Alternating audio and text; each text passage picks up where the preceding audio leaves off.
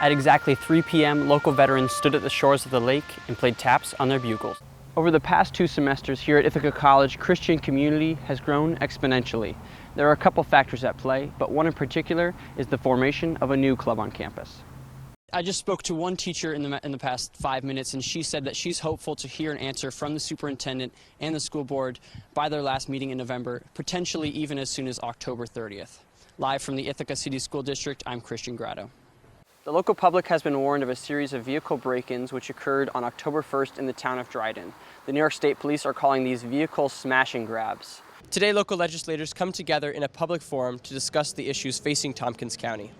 On January 20th, in his first week in office, President Trump withdrew from the Paris Climate Agreement. In Paris, for ICTV, I'm Christian Gratto. This evening, parents, students, and teachers come together at the Ithaca City School District to advocate for a more fair and competitive contract.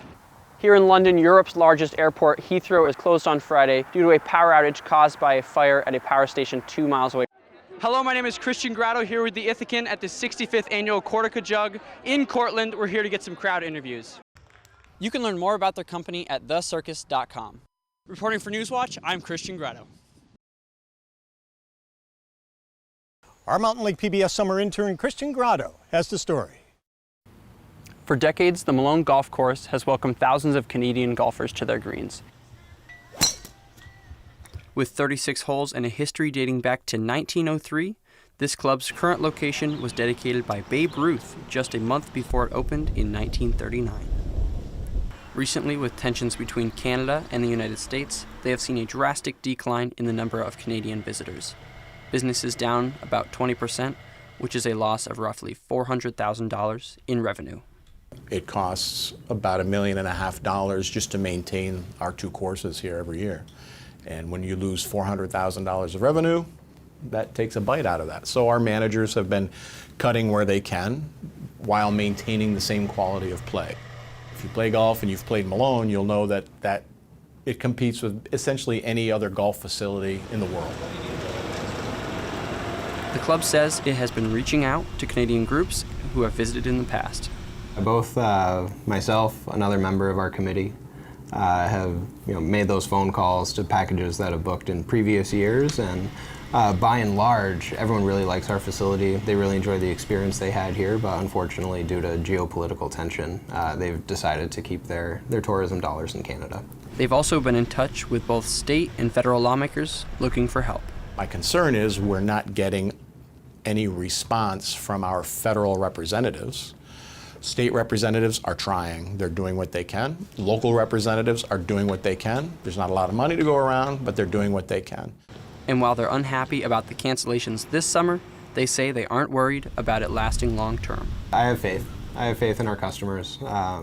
This place is a lot more than a golf course. It's really special to a lot of people. I know a lot of people understand the situation that we're facing, and I know that people are going to come through for us. In Malone for Mountain Lake PBS, I'm Christian Gratto.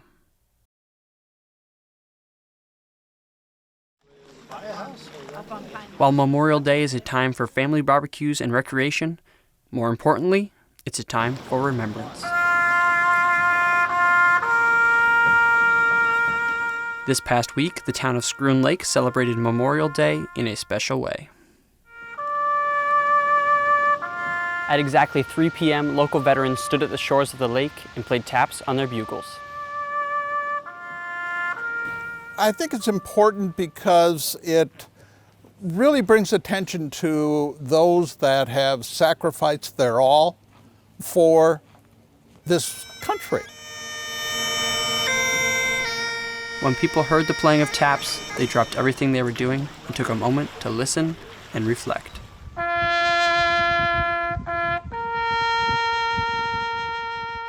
We did have 2 people in a boat that just stood right still in the boat and stood up and respected the taps.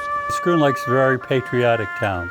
And I think it's a tradition in this town to honor those that have gone off to do what is right for the country, to help the country. Taps Across America began during the pandemic, although its roots can be traced back to the Civil War. It was created to make the true meaning of Memorial Day impossible to miss. The ultimate goal? To hear taps at exactly 3 p.m. on every Memorial Day, no matter where you are. For local veteran Ed Donnelly, he feels that playing taps for the fallen at community events has been the most rewarding part of his life and feels very appreciated among the community. Glenn Repko has participated in Taps Across America for the past couple years, but this year was a bit different. Today it was surprising. I had a number of my neighbors down on our beach.